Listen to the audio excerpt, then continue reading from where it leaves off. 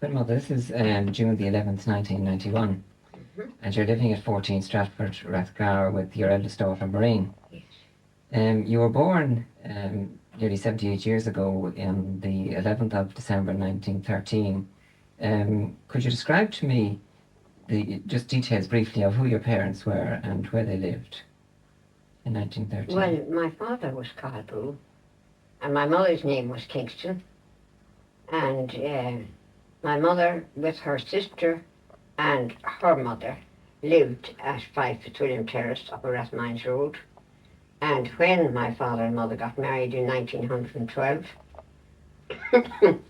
he moved into the house Right, with all the ladies. right, with his wife and sister-in-law and mother-in-law. Yes. Right, And my eldest sister was born at the end of 1912, and I was born at the end of 1913. that was Nolig then, Yes. your eldest sister. And then subsequently... Then Brenda was born in 1916, May 1916. Rory was born in October of 1917. Delma was born, I think it was, must be 1919. Yes. And then Nessa was the youngest, and she was born in March 1922. Right. And your parents had been married then in 1912. Yes. And of course, then 1922, your father died. That's right. So they were just married 10 years. 10 years. Right. Well, those years, of course, were formative years in terms of the family.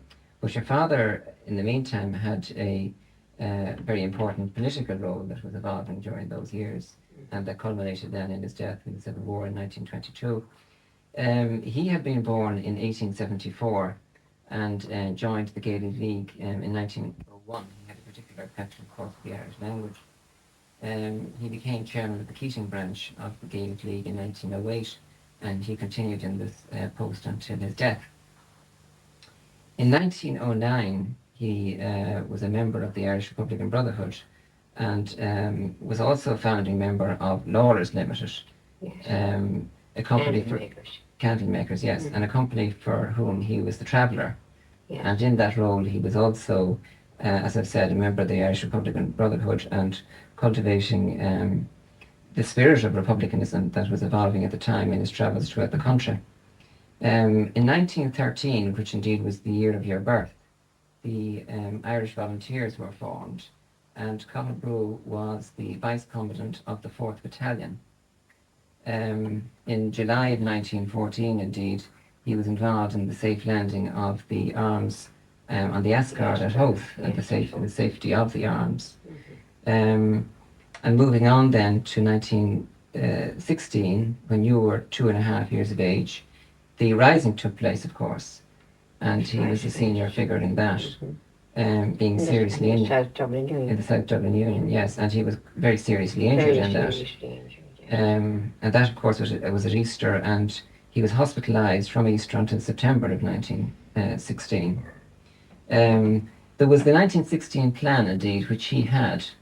Yes, and which he gave my mother Yes. and told her to keep it if possible. But if there was any danger that it would be taken Found, yes.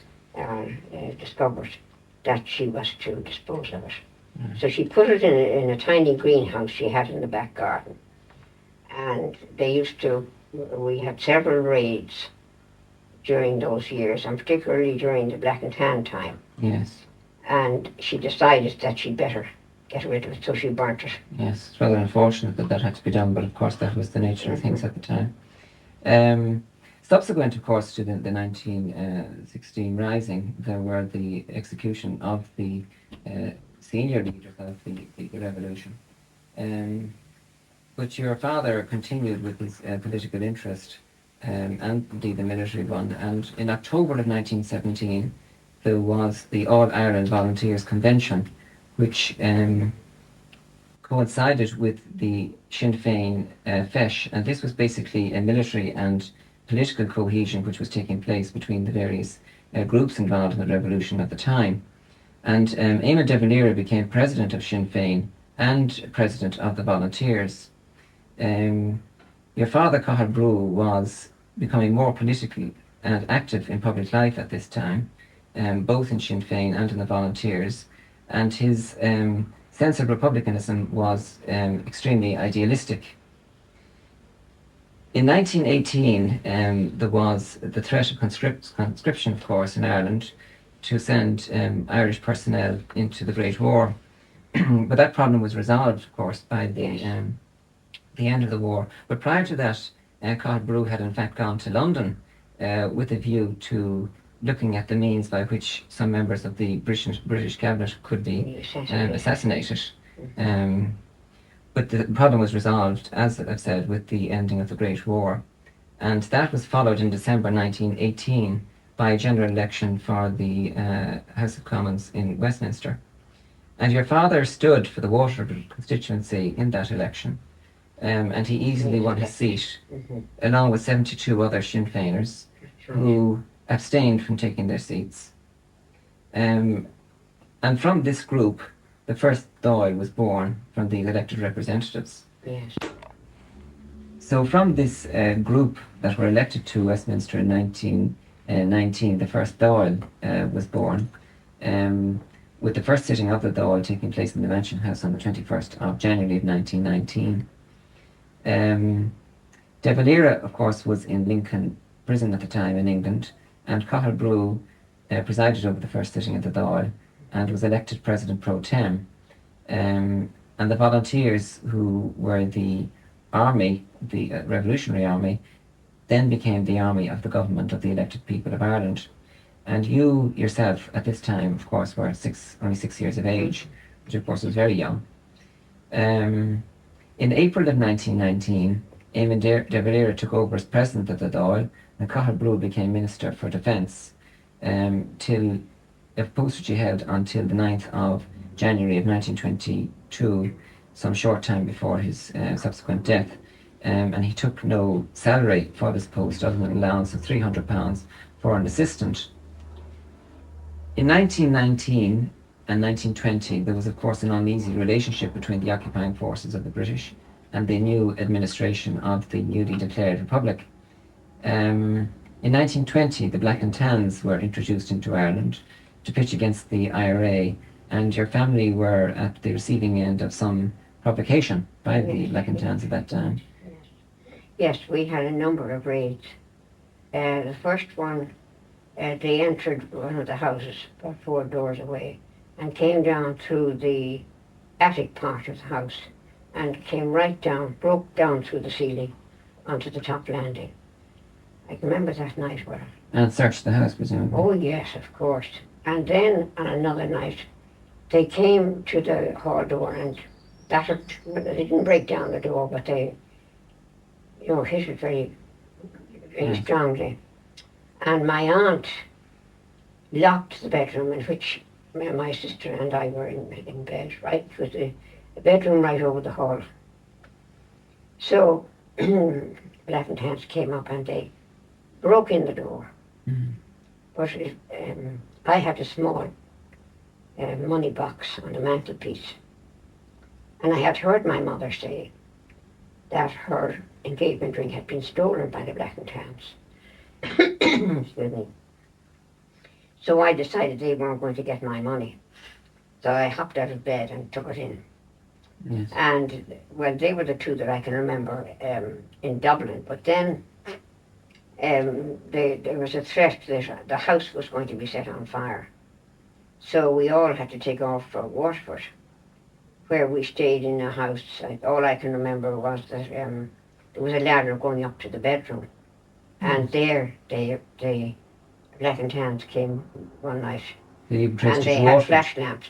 Yes, this was in Ring in Waterford. Yes, they traced your presence to there. Mm-hmm. Yes. And they had flashlights, and they came right around all the beds where we were all in bed, and Yes. on top of this. As children, of course. But presumably your father wasn't there. Oh no, just your mother. No. Yes. No. Well, in October 1920, of course, the death took place by hunger strike of Terence McSweeney, who died in Brixton Prison. And indeed, his daughter was to have a subsequent relationship with your family in latter years when she married your brother Rory.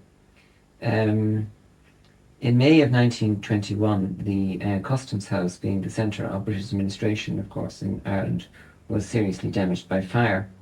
And in July of 1921, a truce was agreed between Eamon de Valera and Lloyd George. And from this, in October of 1921, negotiations were opened at Downing Street in London, which was to ultimately lead to the treaty. Yes.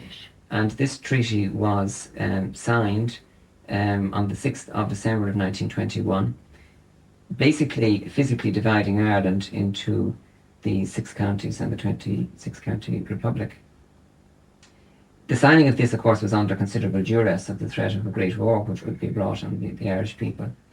And it brought considerable division to the political and military personnel at the time. There was a Dáil vote on the 7th of January of 1922 on the treaty, with 64 voting for and a minority of 57 voting against.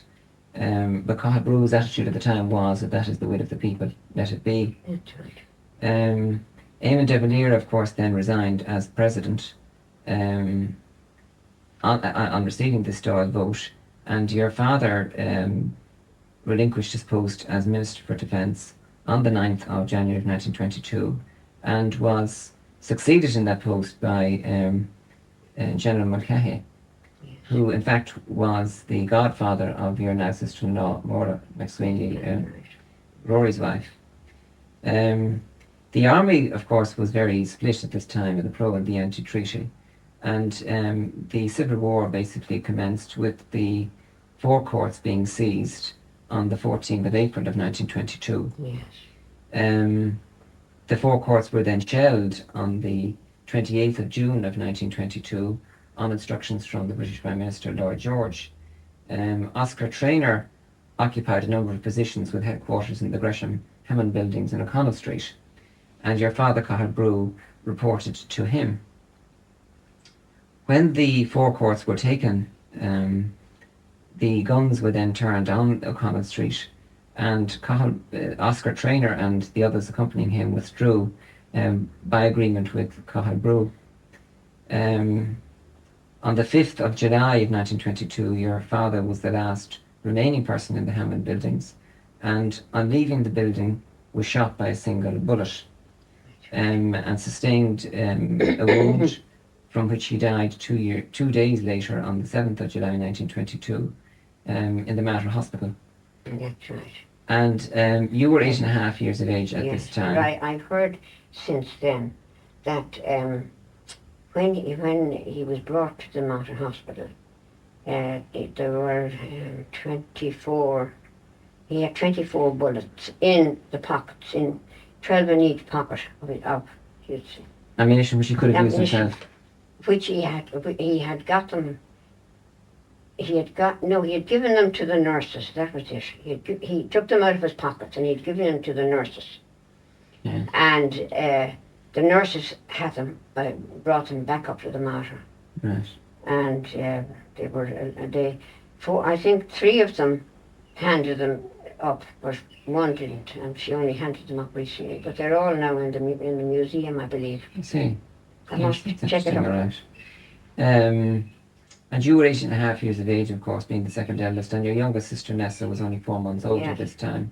So your mother, Cathal Brugha, then was a widow with 6 very young children. 6 very young children. Could you describe now your father, of course, had died, and the funeral then that your recollections of the funeral? In a kind of a way, you know. Yes. I remember they quickly made up some black frocks for us. Yes. And we were brought over on the day that he died. We were brought over to the Mater, and I could still remember that his body was quite warm. Yes. I didn't really know that he was dead, you know. Yes. And then that would have been the 5th. It was the No, 7th it was he on died. the 7th he died. Yes, it was on the 7th. Well, then that was the day that we went over. Yes. And then at the funeral, well, of course, It was an Irish funeral. yes, it was. Oh, yes, it was. Yeah. Very long funeral. And a number of Jesuits walked in it. I think there was a Father McMahon was very prominent in the Jacob order, and he was one of those who took part in it. Yes. And living in your family home then were your mother, Kathleen, of course, Yes. and your aunt. And my aunt. Yes. My aunt, whom we used to call Adio. Right. And you lived where at that time then? We continued to live in Fitzwilliam Terrace. Right. For number of years. 1937. Yes.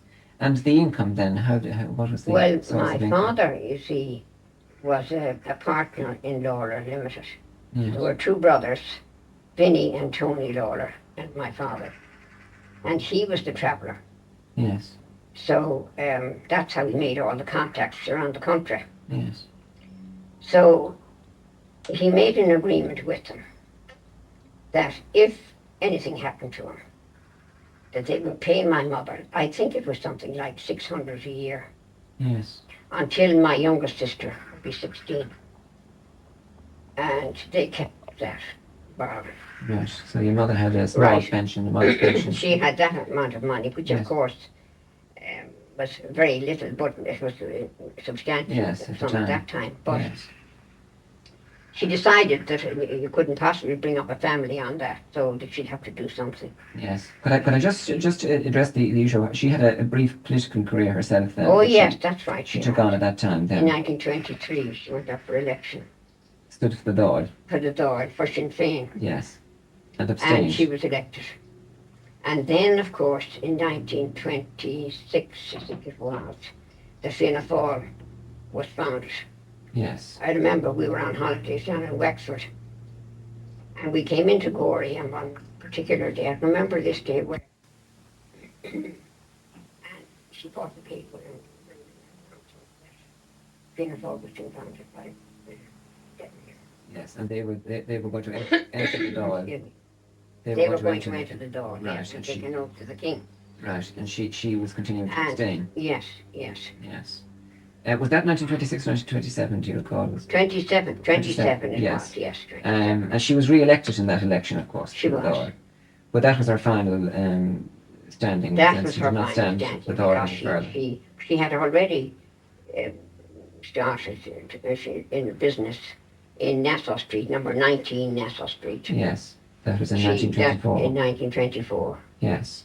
And so naturally she'd have to devote all her time and energy to the business. So she worked away there, and she sold mostly Irish goods, particularly Yes. things that were made by prisoners in the Curragh, and anything made Yes. from Carrigaline pottery and things like that. So Kingswood was established in 1924, and this final election, which she took place prior to withdrawing from political life, was in 1927. And you were sent then to a boarding school in Well, I was in Australia. boarding school before that. Yes. Yes.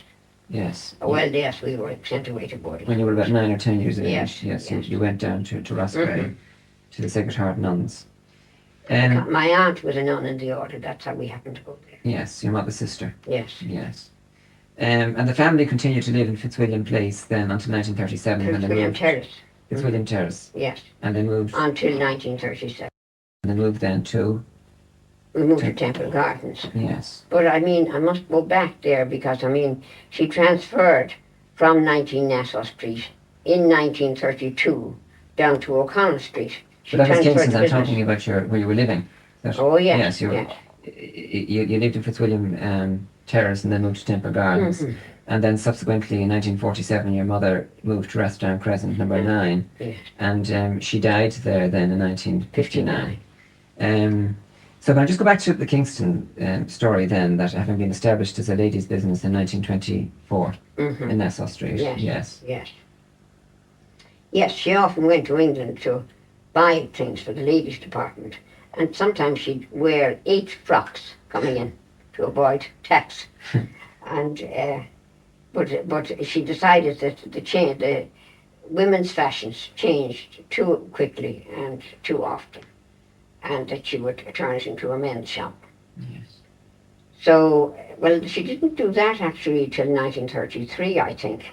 But in 1932 she moved down to O'Connell Street, and that was the year of the Eucharistic Congress. Yes. And O'Connell Street was being rebuilt after 1916. Yes. a firm by the name of Marr and Hayes. And Mr. Marr was a very, very nice type of man from Cork. They were both from Cork. And they built all that side of O'Connell Street. Yes. So later she took over the corner shop and Yes. another shop, the tailoring, on her, just on her own. Yes. She really was a wonderful person. She had a number of premises, of course, yes, in O'Connell Street. She had afterwards. And she subsequently moved then to Georgia Street and Grafton Street, indeed. She did. But she had an excellent manager, Dermot Hamilton, who came into Kingston in 1928. He was a young man that time. Yes. And he was an excellent man. Yes. And never looked, wasn't grasping type at all. Yes. And he spent. So he spent all his life in Kingston. Yes. And Oscar Traynor had an involvement too, didn't he, in the early days? Yes, he actually, when she had the shop in Nassau Street, he used to do printing in the basement of the shop. Yes. And your family then, yourselves, your sister Nellig worked in the shop for a short time. Yes. And I worked in it myself. Yes. For about 10 years. From about 1937 until 1947. 47. When you had married, of course. Yes. I got married in 1946. Yes. And then Sean, your father. Yes. I persuaded him to take my place. Yes. And your brother Rory then, he was already there since about 1945, I think. And he remained there until its final closure in 1979. 1979. Yes. And what of your sisters, Brenda and Nessa? They didn't. They did other things. Nessa's a doctor and Brenda entered the bank. Yes. So. And Delma then, your sister Delma? Yes, but she worked for quite a long time. Yes. In one of the. She was in Grafton Street, I think, and for many years, and prior to that in Georgia Street, I think over a period of 25 to 30 years. And as you said then, your husband, Sean O'Brien, he... 47. There until... Yes, 1939. Yes. Your mother herself, of course, worked there until about 1957, 2 years prior to her death. Yes, indeed, she used to go in there. Yes. It meant so much to her. Yes. Having built it up, no wonder it did. And in its heyday, it employed up to 50 or 60 people? Yes, 50 people, about 60 people. Yes. Easily 60. And many of them, of course, in 1979, when its closure, had spent all their working lives there. Oh, there really were some of them actually substantial. over 40 years there, yes. Yes. Yes, indeed. If I could just go back to your own situation then, Mother, you were educated initially in the St. Louis Convent in Rathmines prior to your father's death. And then you went to Roscrea at about 9 or 10 years of age. Yes. What would you be your recollection of your feeling at the time? You were very young then, of course. Oh, yes, I must say I wasn't keen on boarding school at all. Yes. No, I'm not very keen on boarding schools. Right. And you continued. But however, I mean, there was no way out. There was just Yes. no way out. It was impossible to run a business and have a whole crowd of children around you at the same time. No. And you left school then, you were just gone about 17 and a half years of age in 1931. And I did matric. Yes. And then I went to college and I did a BA, a BCom and a higher diploma. Yes. And Fiacalon Corda Whaling. Oh, listen, son. Ní ach nuair a cós go dtéana oscair a higas a líad gaeilge a bhí agam. Agus thucríos a magna go bhfuil mín an gaeilge le bhait a gceart. Agus níor bhachas léine ach bí tú lís le tascaile. As Kirby beat son. Well, Éireann Liam té is táchtí. Agus an son bhí mar a bhaldrathe a fós Martin ó Tlachairte. Bhí sé mar éideachán de bhlíar dhéanta stola. Agus céir a bhí an is. Mórí Cortlin, well, ní a bhéine sin as dún Garván sin. Agus bhí céir a bhí ó Mórín ní hé. Bhí a fós mí háfar téir. Mí háfar téir. Agus bhíoh comógaí agus Céilí agus sin really hand was more hand. agus bhí bainte go freisin le cumann amán le Coming to Manon, I was not to get Manon a public fair. cad bhí ar siúla go san. Well, Fidre, a cowru leis na prisúnig yn cyd ysmod yn ama. Balw ar i gyda gys masin de cwnid. Cwn lani da. Erhard is na lení. Yeah. So during that time, of course, the early 1930s, there was a subsequent election in 1932, during which time Éamon de Valera took power. Yes. And one rather felt this would be the end of the jailings and of the hunger strikes. Yes, that's what we thought. That's what I thought. Yes. But it wasn't so at all. In 34, 35, 36, there were lots Yes. of people arrested, and some very well-known people like Mas Toomey and John Joe Sheehy and people like that who are taking a great and very eminent part in the Republican movement from 1916 on. Yes. And that continued And down. they were, yes, that continued on, and in 41? Yes. Is that too far ahead now? No, that's going to the war years. 1941 now, the Paddy McGrath, who was a very fine character. Their family had a business, a blind business in Angel Street. Yes. They supplied ordinary blind, but Venetian blinds and that kind of thing. So Paddy McGrath was arrested in Rathgar, where there was they broke into the house. The guards broke into the house, and there was a gunfight, and one of them was shot dead. Yes. So Paddy McGrath, and I think it was it Seamus Hart or Michael Hart, I can't remember his Christian name, were arrested and taken to Mountjoy and later executed. Yes. On the 6th of September 1941. I see. And you were present And, at the well, I was waiting. there the night before. His brothers and family didn't know where he was, whether he was down in Portlaoise, up in Arbor Hill, or in Mountjoy. And I went up to Arbor Hill in the car. The car didn't go off the road in 1942. In 1941. And his brother was there, 2 brothers were there. And they didn't know whether he was there or where he was. Mm-hmm. And I said, well, I'll drive down North Circular Road. What time of the day was this now? At 5:30 a.m. Yes. I'll drive down North Circular Road and I'll see if I can get any information in Mountjoy, because I knew from visiting Mountjoy with a number of people, particularly girls that were interned there, I used to go up there at least once a week, so that I knew all the guards at the door. Mm. And when I went to the door, a guard by the name of Brophy was there. Yes. And he said to me, they've been executed. Now on my way down, I heard the shots. I heard shots being fired. Yes. And I figured, that must be it. Yes. Now Brophy, strangely enough, was very upset. His wife's sister was a nun in the convent in Armagh, where my aunt was a nun. And he really felt it very much.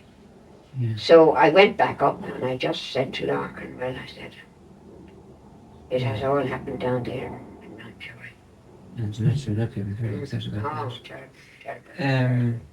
And indeed, in 1941, 2 people died in hunger strike, didn't they? There was a Jack Yes, McNeil in and April Tony. of 1941, Jack McNeil and Tony Darcy died on hunger strike because they didn't want to wear the prison clothes that they were trying to force on them. Yes, yes. And you were, of course, in those years then quite active and involved. Well, in I was prisoners' dependents. secretary of the prisoners' dependents, and Yeah. I used to collect, with the help of others, in Shelburne Park. Paddy O'Donoghue was the manager of Shelburne Park. It was run by Kerryman, and he gave us permission to go down there every Saturday night. And the 3 Mirrelson brothers, Joe, who was the eldest, Louis, and Joe, Louis, and Michael. Yes. They contributed every single week to the prisoners' dependents, and did a whole lot of others whose names I can't remember. One of them was Tom Keenan. Yes. He was from Roscommon. Yeah. But there were all the bookies contributors. Yes. And his son then became president. Yes, because his son was Donald Keenan, who became president of the GAA later. Yes. Yes. And you used to have sales then, fundraising sales. We as had well. sales then in the Mansion House. Yes. And did I mention before about the Honourable Anne Broderick? No. She was the sister of Lord Middleton, who was of course pro-British, and who had built a prison, not a hospital, down in Slieve, County Kerry, for the British soldiers during the war. But she was very much anti-British, and she used to come up to these sales, and she'd bring up a bag of potatoes and brown bread and crockery from Carrigaline and anything she could lay her hands on. And we'd meet her at the station, and she'd want to carry everything herself, and of course she couldn't.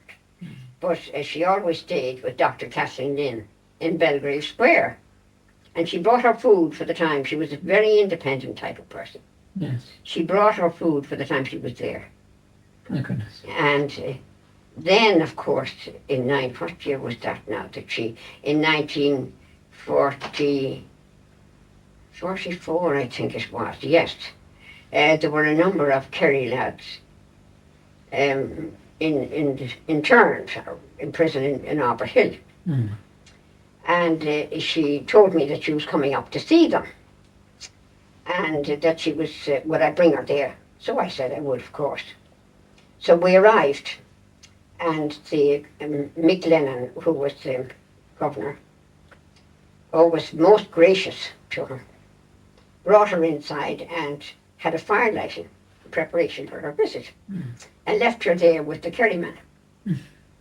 And when she was coming out, these were her words: "I'm going to do something that I never thought I would do. I'm going to shake hands with that Free State officer." And she did. She was quite impressed with him personally. Oh, she was, yes. And you were involved in this President's Dependence with your mother. She was on the committee too. Yes, she we was, were yes. both on the committee, yes. And you used to visit prisoners' wives. Yes, I used to call to some of them. Yes. Joe Clark, who was a very eminent member of the Prisoners' Dependence, he Yes. did most of the delivery of money, but I had a few I used to call to. Yes. And amongst them was Susan O'Hanlon, Yes. who lived in Innisfallen Parade. Yes. So Her husband was and in her charge. husband was Jimmy, and he was in Mountjoy, Yes. in D Wing in Mountjoy. And those Paddy Cummins' wife then.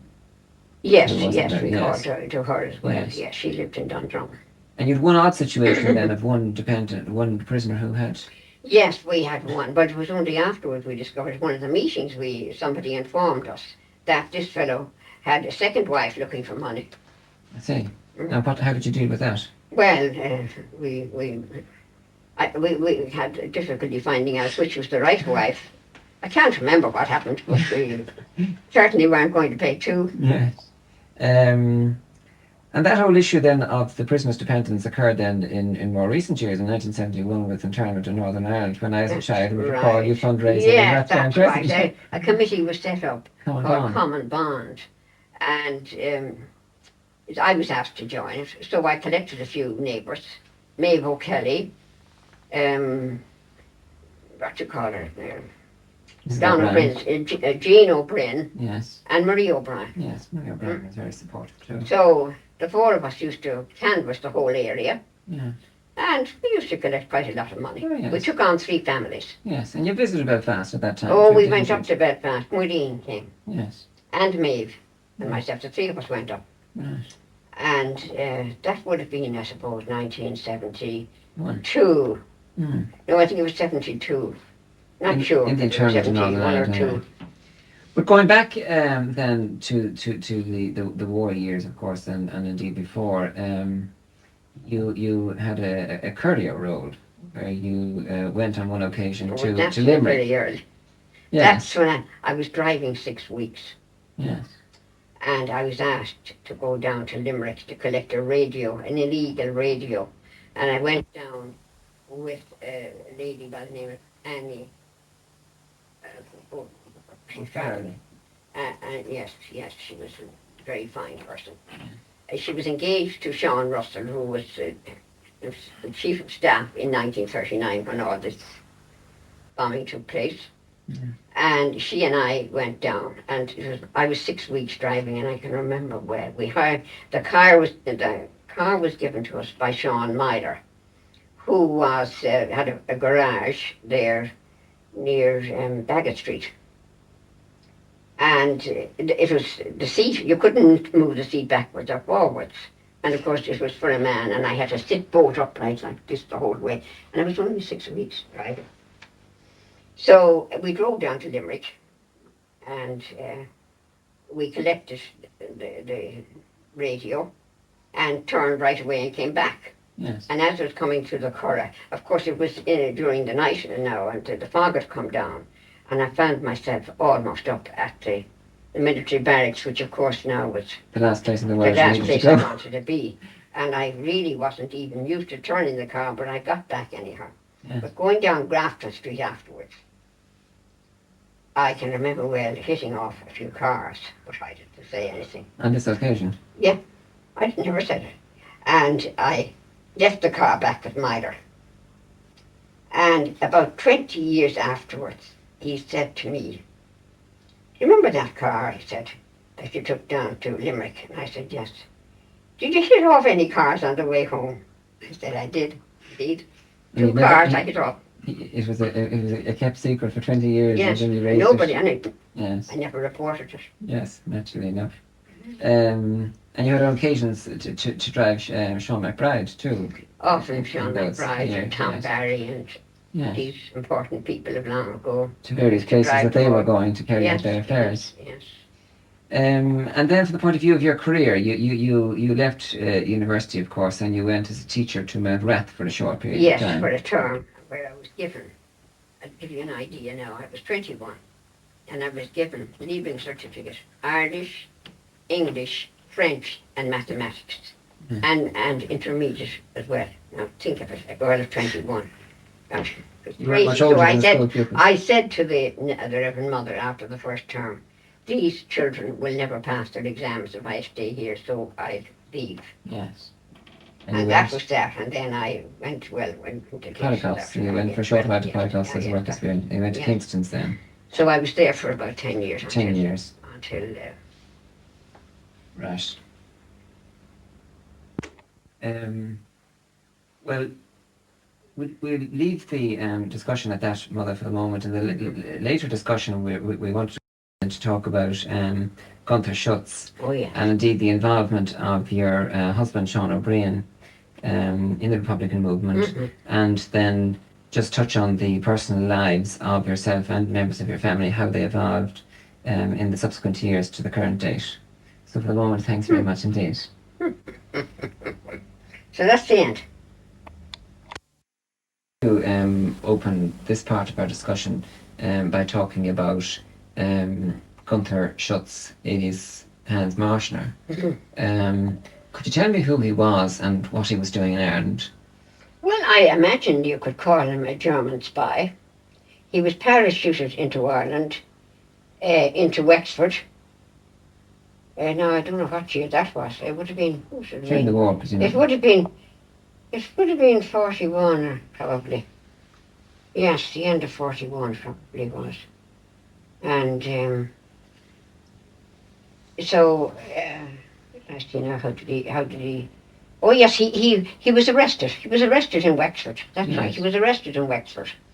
And I think they were down in the Curragh for quite a while. Yeah. And then some of them were transferred to Mountjoy, and they had a special wing where they only the German prisoners were kept. So He was in he Ireland used to to. establish Pardon? He was in Ireland to establish contact with the IRA. Yes, presumably. that's what he was there for. Yes. And our traveller in Kingston's, Bill Stevens, used to go up. Travelled around the country, but he used to go up to Mountjoy, see could he get any orders up there. So he got an order from this fella for various things, but amongst them was a black Indian lamb for a coat, which he wanted for his fiancée in Germany. He being a prisoner in the prison at the time, ordering his coat. Well, he wanted it for her, right enough. Yes. So, Bill Stevens got so the coat arrived up in due course up in Mountjoy. So he must have been planning escaping. So he arranged with a prisoner, one of the Republican prisoners who was in Mountjoy, that he got a design of how to find the house, you know. Yes. How to find the house. This is the prisoner's own house now. Yes, the prisoner's own, because he lived fairly near Yes. Mountjoy prison. Yes. And he gave him a map of more or less how to get to the house. Yes. So, of course, I wouldn't know anything at all about that part, naturally, until I got a sudden call to come up immediately to this house From home. from Mrs. O'Hanlon, Yes, the wife. the wife of the prisoner. I used to visit her every week, and to come up at once. When I went up, she told me this fella had arrived. This German fella had arrived at her door. She didn't keep him because she knew that it'd be the first place they'd look for him, so she had him transferred to some other house. Yes. So I had the job of finding a place for him to stay. Yes. And a lady by the name of Cowman, whom I didn't know, but how her name came up, I can't remember now how I came in contact with her. But I brought him out there. I met him. I met this other man in whose house he stayed, following being in O'Hanlon's. He took the number 3 bus, and they both travelled out to Sandymount. And I met them out there. Mm. And I brought Gunter to the house of this lady, Mrs. Common. Now, in the meantime, there were photographs of this fellow with a £500 reward all over the city, in the post offices everywhere. So naturally she got very worried, and I tried a number of other people to see would they take him, but nobody would. They didn't know. I never mentioned that it was a German that I was looking for a place for. So there was nothing to do, only take him to our own house. I mean, you really couldn't hand him up. You know, you just couldn't hand him up. Wasn't the done thing. Oh, well, you couldn't. Yes. And so he arrived. Yes. And so Now he arrived. You. I collected him, and with Nessa, my sister. Yes. And I think we had 3 bicycles. We must have had. Yes. And we cycled. And he was disguised. Oh, well, at that stage, I don't think he was, because it was in the pitch dark of the night. And Oh, right. it was in earlier the month of disguised. January, you know. It was only earlier he was disguised with. Oh, the, yes, with the coming over the wall, you see, Yes. from Mountjoy, with that the, he was with disguised. the fur Yes. coat. Yes. So He came to stay with you. he anyway. came and he stayed in our house, and I think he must have been about 6 weeks there. I'm not quite sure how long. I know that Mary McSweeney died during this period, and that we travelled down to Cork. My mother, Moss Toomey, who sat beside me, Austin Stack's widow, and Rory O'Rahon, Yes. and myself. And we drove down and drove back. We didn't have any time to sleep or anything like that. There were no signposts because, of course, during the war, so we went astray. Moss Toomey knew the way, obviously, because he was coming and going to Cork all his life. But he fell asleep, and we went astray. And I was very worried because, of course, there was no petrol to be had. Mm-hmm. You just filled up wherever if you went to Cork, you filled up in Cork, somebody filled up for you, otherwise. Yes. So, You took off on your journey. fortunately, we Yes. arrived home safely. So this was then about January, February 1942 that Gunther was actually staying in the house. 1942, yes. Yes. And he was, oh yes, well now, And who was in the house then that time? Who was staying in well, the house? my mother, Yes. Brenda, Rory, I think, no, Rory wasn't there, Delma and Vanessa, myself. Yes. And did he offer any explanation about himself in the house, in the sense that he was there during the day? Did he talk much, or? No, but you see, he didn't know much English, you know. Yes. You couldn't really have a conversation with him very much because he didn't know a terrible lot of English. He was looking for money, though, wasn't he? He wanted money. Well, naturally he wanted money Yes. because he'd had a lot of money, I think, when he landed, when he was parachuted, Yeah. but that was taken from him. Yes. You see, so I'd say the government Yes. had a lot of that money. Yes. But he got some of it, obviously, because he couldn't have bought spare coat if he hadn't Yeah. got some of it. But contact had to be made by somebody. Was it with you, but through to the German ambassador? Yes, or it's through this lady who used to teach the children, the Goethe's children, Yes. just teach them English. Yes, at the embassy. Yes. Yes. I knew her sister, so that's how I got the contact. So they got money all right. And Sean McBride. Yes, Sean McBride delivered the money and said, for goodness sake, what do you mean and all this. And so, thanks be to God, he wasn't caught anyhow there. And of course, as we mentioned to your housekeeper, Annie was in the house yes, too. she was a wonderful person, and she Yes. could easily have collected the £500. Yes. But she A great sense of loyalty. She was a wonderful person, and she never even got an acknowledgement from him. Not Yes. even an acknowledgement Yes. for what she had done. Yes. So, other than those in the house, nobody else knew that he was there. Nobody at all knew that he was there. Not Yes. one person knew that he was there. Yes. And the plan was that he would go And to the plan Arklow. was, yes, that he was to go back to Germany by boat Yes. with Dr. Andy Cooney, who was a well-known man at that time, and they were both supposed to go back. Yes. And so Dr. Cooney actually had prepared his hands. had for this prepared his trip. hands. He was doing his front garden one day when I went over to see him, and he was roughing his hands up for the trip. For sailing to Germany. Yeah. Yes.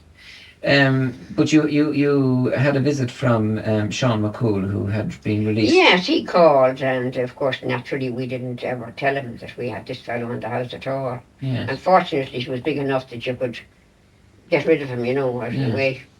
So we never mentioned, nobody at all knew that he was there. Yes. And unfortunately, Sean McCool sent a message up to Belfast a day or so after that, after his visit. And in it, he mentioned that he had called to our house. The dispatch, what they used to call them, dispatches, had been taken off the courier who was travelling in the train. And in it, he mentioned that he had visited our house. Yes.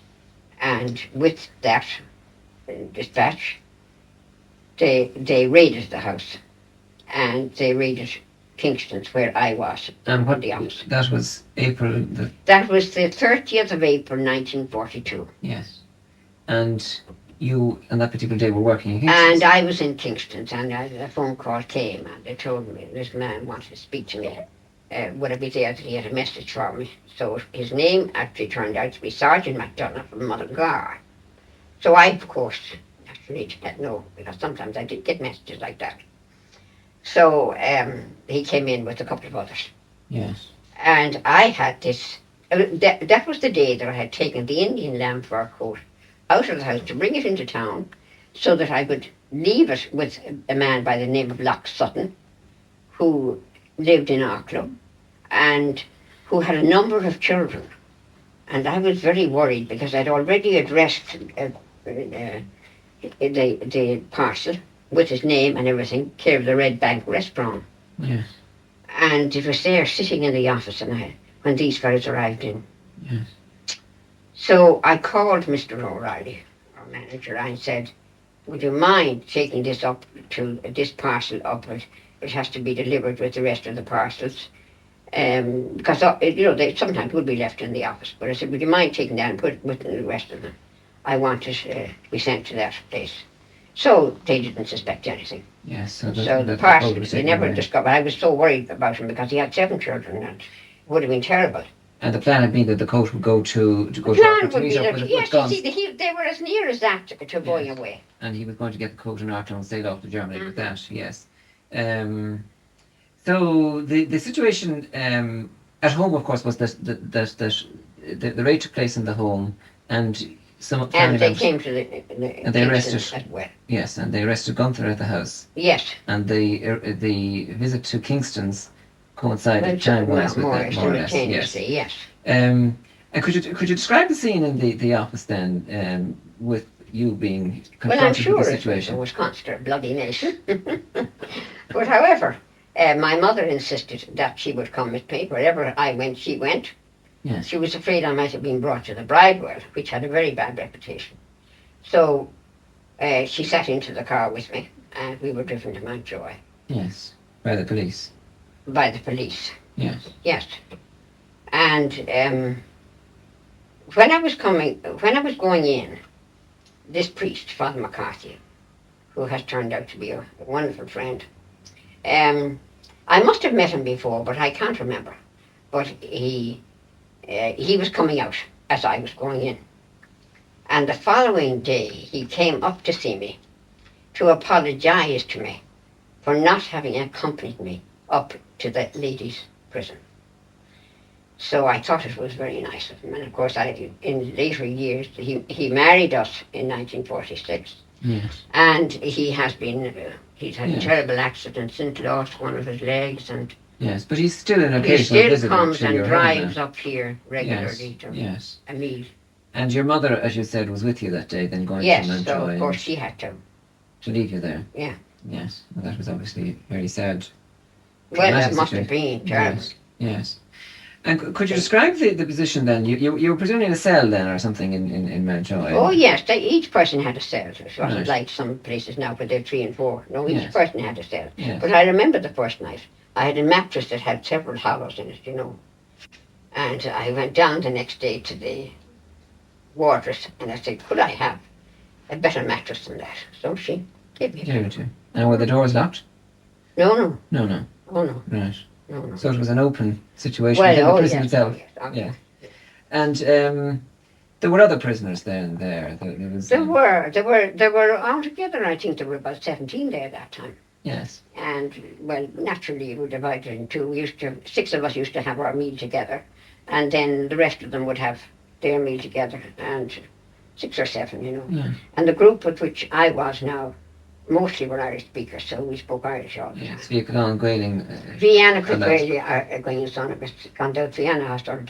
Bhriain has You clapped them out with Bhí mórí ní chuile an fóbásta déanaí agus bríd ní cuine gáin as colleague chun donna gáin bhí sin an bhí ana chuirtí go gaiine go mar ní humó.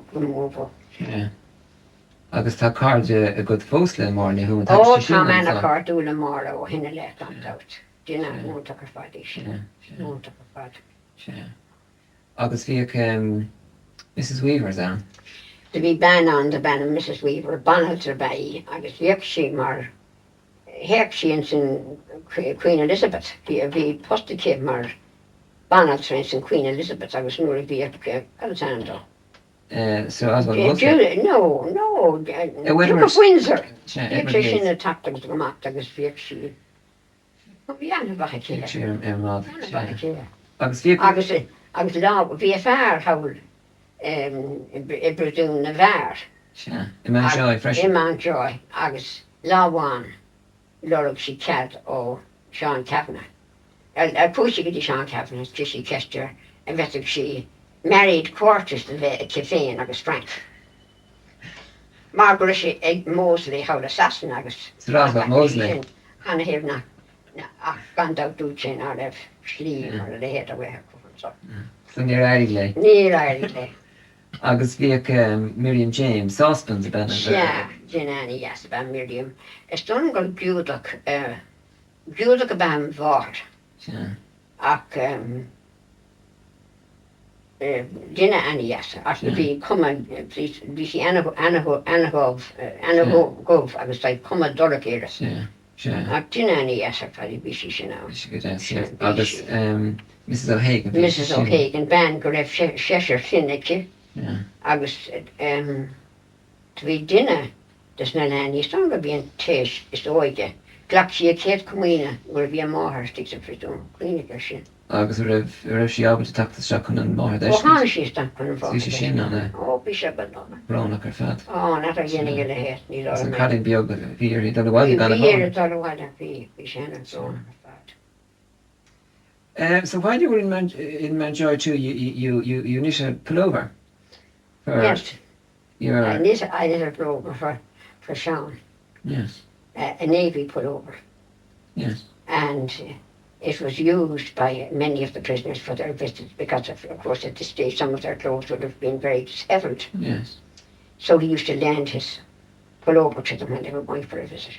I only heard that afterwards. I never saw it happening, of course, but I was told about But it. they were receiving you of course would have known Joy and Sean, your husband, and my father, of course, was in the Curragh at the time. Yes, down the court. And this plough was used to receive prisoners, receive visitors by the prisoners. Yes, by many of the prisoners. Yes. Used by many of the prisoners. Yes. And you had actually you had a secret way of communicating too with Sean, didn't you? Really? Yes, we had a very secret way. A fellow by the name of Pat Conway, who was a Wicklow man, I think. I think he was a Wicklow man. Yes. Yes. Well, tell me about tell that. it? I think perhaps you should. Perhaps I should. Well, now, it consists of this. Now, John, this is a tip for you. Get a pen, a plain pen, Yes. and use saliva. Yes. And write that on a piece of paper. Write whatever you want to write, what any messages you want to say. Yes. Write it with saliva Yes. on a plain piece of paper. And when the other person receives it, just cover it in ink, and you can read it. Yes. You ever try it, Russell? No, not yet. Yeah. But basically you would send a letter, a fairly legitimate letter. Oh, at the back an of it, ordinary letter. at the back of it, then Yes. you wrote in the secret I code. wrote on this, and this is a funny thing. A couple of times, Daddy was asked where was the first letter, page of the letter, and he'd say, well, it's gone down the toilet. Yes, you'd have to use He it had in to, the absence of any other. He had to get rid of it. And politically at this time, of course, then Éamon de Valera, of course, was in power, and here we Oh, was the yes, daughter yes, of his yes. former colleague Yes, from the yes, early yes. 1916 time. well, Yes. There was a certain political irony in it, nonetheless. Yes, there Um, was indeed. You were released then, first on two occasions. The first time Well, was I for a came week. out on parole, yes, for a week at one stage. Yes. And then my mother had to have an operation. Which Yes. yeah, she was quite a long time ill, so I had to come out for 6 months. Yes. And of course, they always say, oh, that, we won't go back after it. But I mean, that was one thing I would make sure that I did. Yes. But I remember well, it was the 11th of August, 1943, indeed, that I was going back. And we had a messenger in Kingston's that time by the name of Seamus Summers. And the cars were off the road. Yeah. So he brought up my goods Yes. and handed them in. Yes. And I understand there was consternation. They started to ring from Mountjoy to the department to say that I was coming back in, and they didn't want that at all, Yes. And our auditor was a great Fianna Fáiler, Liam O'Doherty, and he tried to contact our house. Now I was there, but the phone never rang. Yes. And he couldn't understand. I don't understand, but we never got any message at all. They were somewhat embarrassed by your Very internment. much that I was, particularly because all my group had been released in the meantime, and when I went back now, I was completely on my own. Yes. The others had been together, you see, and I was on my own. Yeah. And as Father McCarthy had always come up every Sunday in August, September, October and November, he came up every Sunday and had tea with me Yes. in the cell Yes. where I used to have my meat. And they used to send in. And he used to send in cakes and Yes. yes, and there was a Mrs. O'Mahony who owned a hotel there in Gardiner's Row. Yes. And she used to send us a Christmas dinner each Christmas. Right. Lovely dinner. Yes. And could you just describe the scene as you went back the second time? Then you went in, and there was a sad couple. Oh yes, there was one. One of them had become engaged to somebody on the other side of the Yes. wall. Tom Grogan was his name. Right. I think he was a widower. There was a And shirley reception. he became engaged to Maura O'Sullivan, who was a very nice person indeed too. Yes. She was a Dublin girl, Yes. and she was a very nice girl. Mm. And I'll tell you now how nice she was. Up in Belfast, there had been a terrible accident, and this girl, Bridie Dolan was her name, and there was a bomb. I don't an accident of some kind. She lost her two hands and her two eyes. My goodness.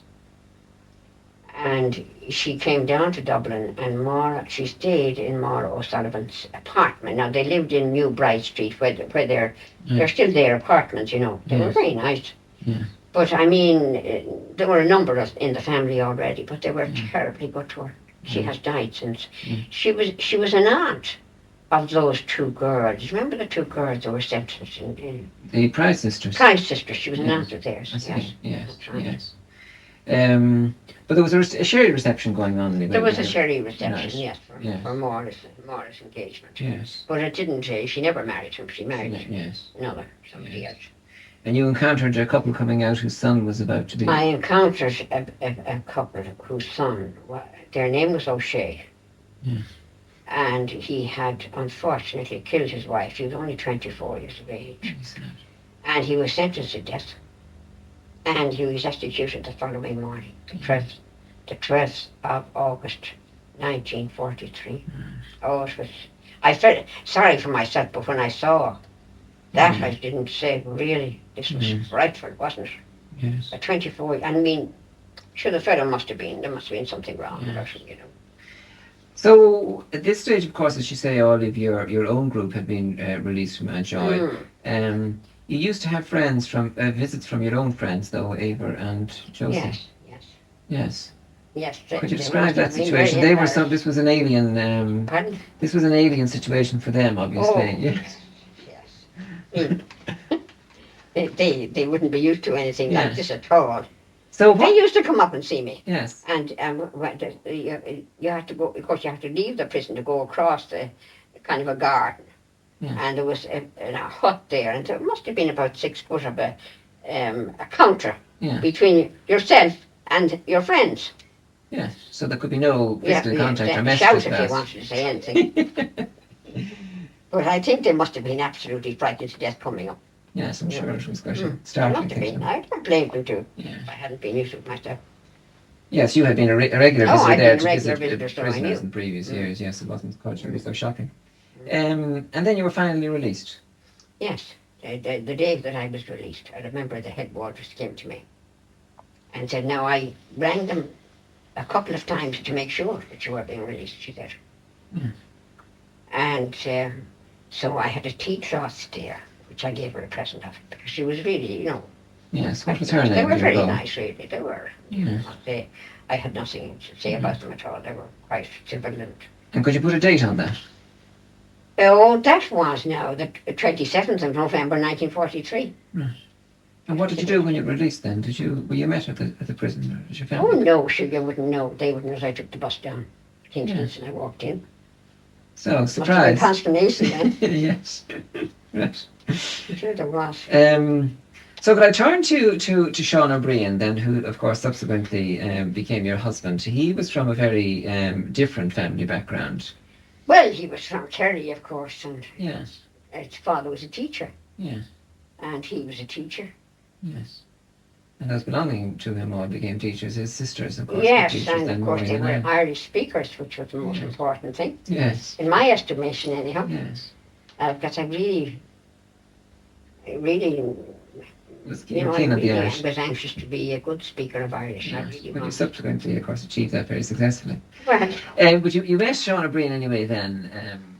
Yes, he was brought up to the house in 1937 by Thomas McCurtain. Yes. Who was a very well known. He was the son of Thomas McCurtain, who was shot. Yes. In 1920 by the Black and Tans, I think. The Lord Mayor. Yes, the Lord Mayor. Yes, that's right. And Thomas was the only son, and he was a really fine type of lad. Really fine. But he also suffered a lot of imprisonment and hunger strikes and everything. He's still alive, thanks be to God. I see. And then Sean O'Brien, he was involved in the Republican movement. He was involved in the Yes, he raid on the was. magazine port in Phoenix Yes, Park. that's right. I didn't know anything about that, of course, but he was involved. They raided the magazine port Yes. on the 23rd, I think it was, of December, 1940. April, was it not April?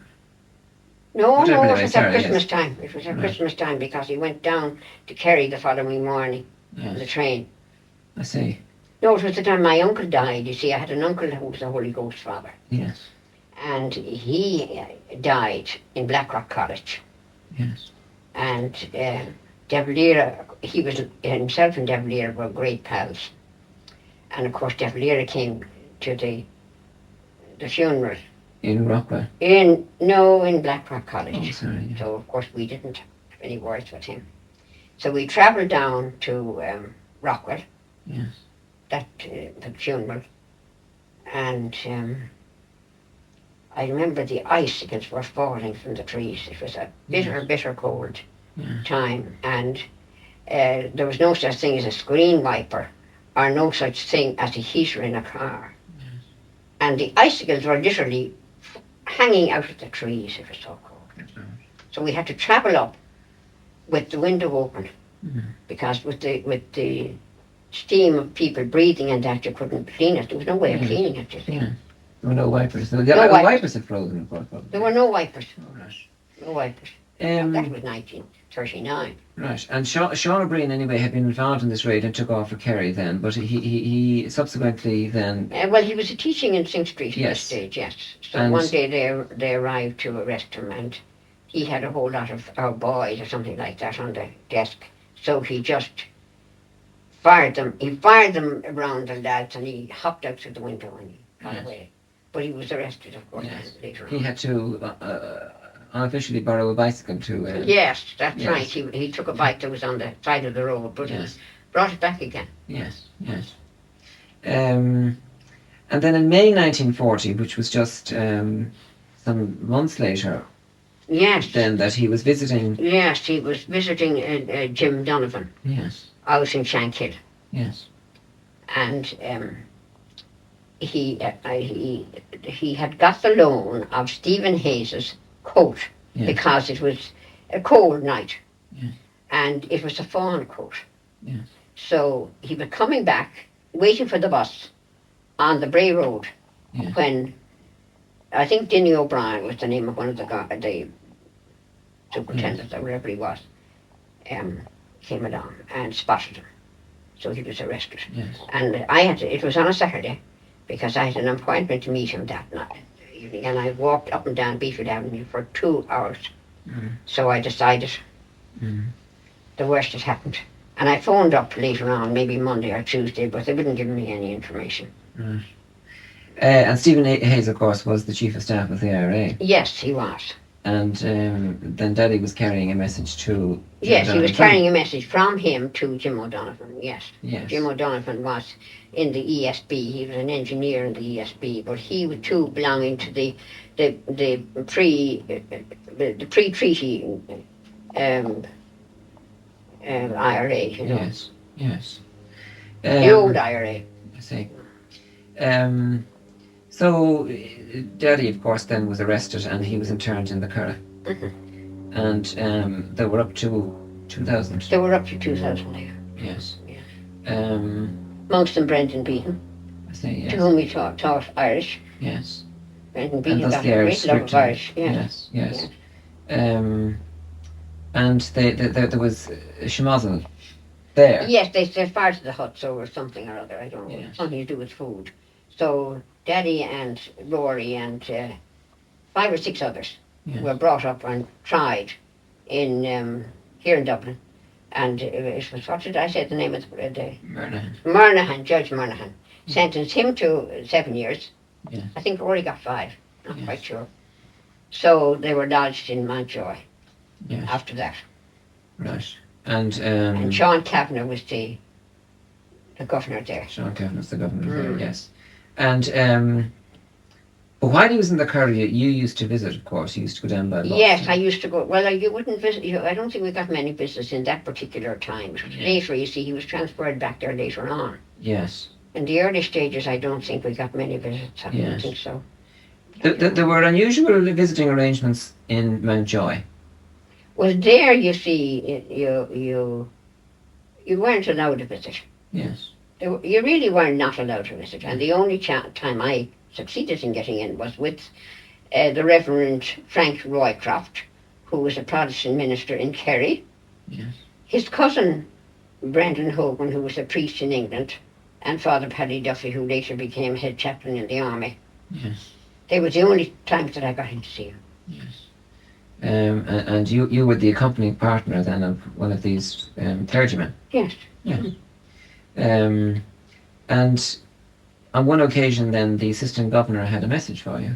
Yes, the assistant governor came to me. His name was Lacey, as far as I know. And he came out and told me that he had an envelope for me. And it was a wedding ring made out of a sovereign, which his aunt had given to Daddy. Mm. And even the gold dust was left in the envelope, and didn't I burn it inside of Mountjoy? I threw it away. I had so many envelopes, you see, the gold dust that was left over from it. But the important part of the sovereign remained being your Well, wedding of ring. course, yes. Which I have yet. Yes. And that wedding ring was which actually... I'm still wearing, of course. Yes. You suggest that you shouldn't wear it too much. It might wear out. Yes, in case it would wear out, the gold wouldn't be good. Yes. Whereas now, how many years old is it? Well over 40 years. Yes, well, 45 years. Mm. So it was actually the assistant governor then that you got your Yes, that's right. wedding ring. That's Yes, right, yes. And you had occasion to give a Christmas present then to Daddy too, of a watch. Yes, when he was in Arborhill. Yes. And to the governor, they weren't allowed watches, of course. But McLennan said he could have it for Christmas Day. Yes. And afterwards he lost it. Yeah. It disappeared. Yeah. Your hand down there. I don't know what happened to it. Yeah. Your hand down there. Yeah. So after being in Mountjoy then, and then subsequently Arborhill, then Daddy was transferred back then to the Curry. Yes, yes. And subsequently was released on parole. Yes. His father wasn't well. Yes. Right. So we have to bring him up to a doctor here, and so that was that. Yes. But he was due to go back to prison though, wasn't he? Well, you see, you're given parole for a certain length of time. Yes. And when he rang up to say that he couldn't go back, they said you're released. Yes. Very listening. Yes. And he said to him, now, you're released now, so go off and get married. But of course, he wasn't allowed to teach, you see. Yes. He wouldn't be allowed to teach at all. Yes. That was 1945. Mm-hmm. And he actually did that then. He married in 1946. Yes. Yes. But he did other things. And yes. And worked in cabs as an Irish print reader. Yes. For quite a length of time, and various other things. Yes. And as you say, Father McCarthy officiated then at the wedding. Yes, but I must tell you too about that he stayed in 23 Harrington Street. I must tell you about that. Yes. Because he had this room, a fairly big room there, and the lady whose house it was asked him, would he mind if another man joined him? So he said, of course he didn't. So the other man turned out to be, what's his name? Felix Cronin, who actually married Michael Collins's fiancée. Yes. And they had two sons. Kitty Kiernan. She was Kitty Kiernan, yes, Michael Collins's fiancée. And they had two sons, Michael Collins Cronin and Felix Cronin. And during that year, this was the year now before we got married, Kitty Kiernan, who didn't live, you see, she was a little bit, I think everything she'd gone through affected her mentally, no wonder. And she lived out in Dunleer in a flat out there when she died. So all his pals, Felix's pals, decided the only thing to do was give him piles of whiskey, and he had been drinking very heavily, but with the two sons he decided that he'd have to pull himself together. Yes. Which he did. Yes. So when this happened anyhow, Felix landed back that night, and he had 2 bottles of whiskey in each pocket, which his friends had given him. So Daddy took the 2 bottles of whiskey and emptied them down the wash-hand basin in the bedroom. To try and protect him from this. And he actually, Felix, was Therese's godfather. Yes, my sister. Yes, Therese. Yes, Therese. Right. So can I just go back then to July of 1941? You were on holidays with your friends Ava and That's Josie right, down Glenbeck, County Kerry. Yes. And we stayed in a house by the lady who owned it was a Molly Lyons, and she used to keep people there. And this man, Jim Hurley, who was the secretary for the Cork University, and had been out in all the troubled times, and he had 3 children. They were quite small. Yes. So his wife looked after the 3 children, and we had taken bicycles down to Kerry with us. So he had his bicycle, so we all travelled around together. And of course, he was always talking to me. The 3 of He'd you. find like I know more about understanding better than my other 2 friends, Yes. because they were not mixed up in any movement at all. Yes. So he said to me on one occasion, "No," he said, "there's a spy in the IRA." And I said, "Why do you say that?" "Oh, he said there is. I'm sure there is." Yes. And that was now at the end of July of 41. Yes. And I came back on a Saturday. It was the last Saturday in July.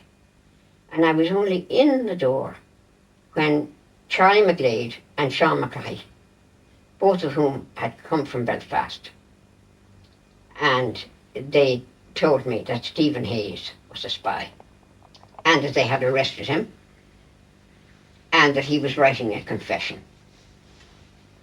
So later, they gave me his confession, which I typed, made it. No, there weren't such things as phototypes and that kind of thing. Yes. You just had to keep typing each time, so I typed each one. Yes. So I naturally was particularly careful that nothing would happen to the original confession. So I found somebody who would look after it, and many years afterwards, they looked for it. The IRA, whoever was there at the time, looked for it. So I was a bit hesitant about handing it back because I didn't know who I was giving it to, you see. So Moss Toomey was somebody that I could depend on. Mm. And I asked him. So he said, He'd look after give it back to them, he said. So that was the end of it. I hadn't any more responsibility. Yes, yes. And these men, of course, they arrested Stephen Hayes then and brought the confession. They arrested him, but then he escaped, and he went straight to the guard, the barracks in Rathmines. Yes. And Sean McCahy had been arrested too, but he was charged in the normal way under the tribunal, the military tribunal. But then there was a special tribunal. When this happened, you see, when Stephen Hayes escaped, he was brought up and he was charged with kidnapping him, and he was sentenced to death. Which they afterwards commuted to life imprisonment. Life imprisonment in Portlaoise. Mm-hmm. So he was there for quite a long time, and he went on hunger strike, and then he went on thirst strike. And this is the stage now that Noel Hartnett, who was inclined towards that, he was quite a Republican, really. And he was so upset, and he was up on platforms, as lots of other people too, to say how ridiculous it was to have this man dying on hunger and thirst strike down in Portlaoise. But it didn't matter. Sean McCarthy died on hunger strike. A very fine type of man, I can tell you. And Noel Hartnett lost his job in RTE in a programme called Question Time, where he used to go around the country. Yes. So this is the interesting thing, that on the day of our wedding, my two friends, Elizabeth O'Farrell and Sheila Brennan, Elizabeth was the lady who brought the white flag from the PPO. Surrendering. To surrendering, but the Pierce handed her the white flag to bring out to the British officer.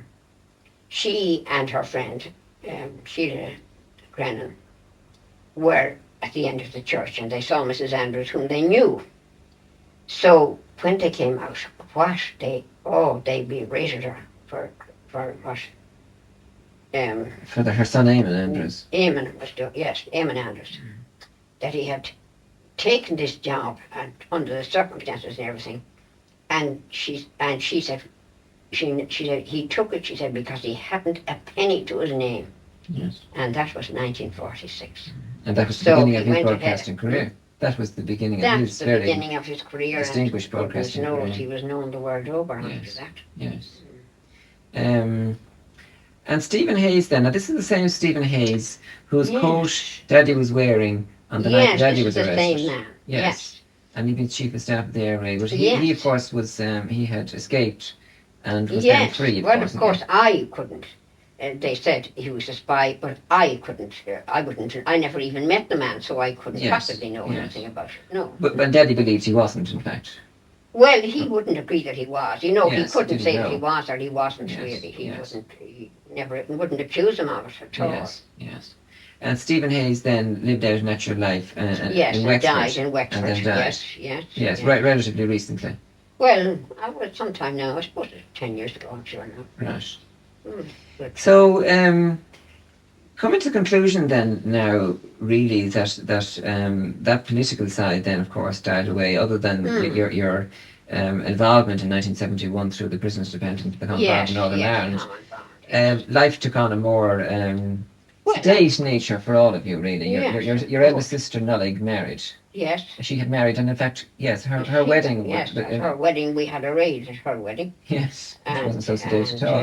Yes, and the best man was arrested and brought down to the Bridewell. Yes. And one of the guards there identified him as being Liam, I've forgotten his name, but at any rate, he identified him that he wasn't Rory. They came to arrest Rory, and it was Jerry Boland gave the order for that. Yes. Kevin Boland's father. Yes. And again, there's a certain twist in that, with Kevin Boland being the purer than purest Republican now. Exactly, yes. Yes. That's right. And your sister Nullig, actually, she'd had some little episodes of her own involving collecting messages down at the docks and things like that. Well, this was in the very early days. Yes. This would have been in 32 or 33. Yes. Yes, she went down. She was asked. We were asked to. I didn't know enough about driving the car at the time, but she knew something, and so she went down to collect something. We didn't know what it was, and I don't know what she collected, to tell you the truth. But they collected. She was asked to go down, so she went down. They collected stuff and whatever was in it. They collected anyhow. It was dumped somewhere, and she drove the car and parked it outside the house of Conlahan, who was a very well-known solicitor. And told him to mind it, or told somebody there to mind it. Yes. And then reported it missing. Yes. Good decoy. So, of course, it turned up at Conlahan. But they came and they asked her, so she said, well, she didn't know what had happened to it. It had been taken, and that was all. Yes. You know. I must say, I wouldn't have been able to keep a straight face on with that kind of questioning.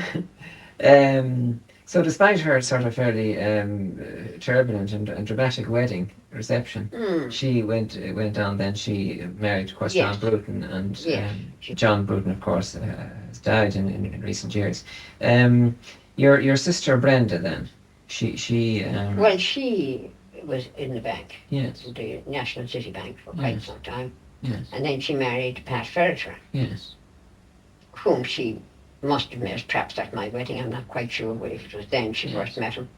But I don't know, how many years after me did they get married? I can't remember. Yes, just a few years. So she married Paddy Freytair from Ballinarterry. Yes, where Debbie had come from. Mm-hmm. Yes. And your brother, And Rory? my brother then, well, he married before me in 1945. He Yeah. married Maura McSweeney. Yes, a daughter of Terence McSweeney. Yes, the only daughter of Terence McSweeney. Yes. And he'd had some involvement, of course, in the Oh, IRA. yes, he had been, yes, Yes. indeed. But And indeed, he subsequently pursued a political career of his own. yes, he did. He joined the Fianna Fáil Party. Yes, and I became a think he was senator. in Clonnapublic then before that, yeah. Yes. And then he joined the Fianna Fáil, but now he's engaged in North-South. North-South. Yes. He became a senator for a number of Yes, years and a that's TD, right, and yes, he's involved now in trying to reconcile with yes, Northern Ireland. yes, Both he and Northern Maura, Ireland. indeed. Yes, they're both very much involved in that. Yes. And your sister Delma then had been at school in Armagh. Yes, and she worked in Kingston for Yes, until she retired from it some years ago. Years or something. Yes. And Nesta became a doctor. Yes, and subsequently And married. she married another doctor, Cyril Joyce. Yes. And you, of course, as we've already said, were married on the 18th of June 1946. Yes. And your first child indeed died. The very first child Yes. died very shortly after birth. Bhriain is the eldest, and she was born in June 1948, I think. Yes. Yes. And then Austin was born, called after Austin's death, of course. Was born in November of 1949. Yes.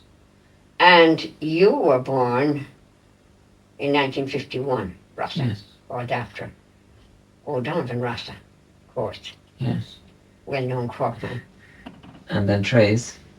And Therese is called after, she was born in August 1954. Yes. And she was called after the little flower to whom Daddy had a great Yes. devotion. He really had. Yes. And Trace's godfather, of course, was the Was Felix Felix Cronin, Cronin. whom you've already mentioned. Mm. And then, And then Catherine yes, was born in 1956. yes. And you lived primarily in at 11 Rector Yes, Crescent, having yes. moved there from Palmerston Gardens, That's where you right. lived for a short number Yes. of years when Bhriain was a baby. And now that house is occupied by Austin. By and, Austin, and his yes, family, Norello. and his family, Norello, Donnock, Nesta and Cleana Yes. And you're living now at Stratford in Rathgar. in Rathgar. And of course I'm living in Rathgar, Wicklow. County Wicklow. A house indeed which was left to me by my godfather. By your godfather, Micheál O'Carroll. Yes. And you made arrangements then for your daughters each to have a home. You're living here with your daughter Maureen. And Therese is living In her in own, adjacent house. beside us. Yes. And And Catherine has an Yeah. apartment just nearby. yes. And then you have of course 3 other grandchildren then Aoife, Yes, Aoife, Diarmuid, Diarmuid, and of course the important famous Gearóid. Garrod. Yes. And you the source of income then to our home growing up was through Kingston's Daddy working Yes, in Kingston's. exactly that. Yes. So we managed to keep things going all Yes. right. Well, we didn't live, but we weren't frivolous in any way, I can assure you. Well, I've recollections of you not being frivolous on that. And Kingston's, of course, then closed in In 1979. 1979, yes. Well, these shops outside the city, the shopping centres, Yeah. were opening up. Yeah. And the people, the centre of the city was being denuded of Yeah. shoppers. Yeah. So there was no point in continuing unless you opened out in so there was really nobody. I mean, the shop, the Kingstons really now belonged to Rory, you see, and Yeah. his sons weren't interested at all in business. Yeah. 2 of them became doctors and the other Lecturer. is a lecturer. Yes. So Kingston's then, of course, closed down, and indeed, Daddy was quite ill at that time, as we Yes, subsequently that's discovered. right, indeed he was. And he then died in Yes, he died in 1981. 1981. Yes. 10 years ago, indeed, this year. Mm-hmm. And then in 1987, you moved to 14 Stratford in Rathgar, Orwell Road in Rathgar, Yes, where Yes. you're living a full, an active life of yes, very semi-retirement. thanks be to God. Yes. Well, Mother, congratulations on a most interesting life, and thanks very much indeed. 40 roads as it goes.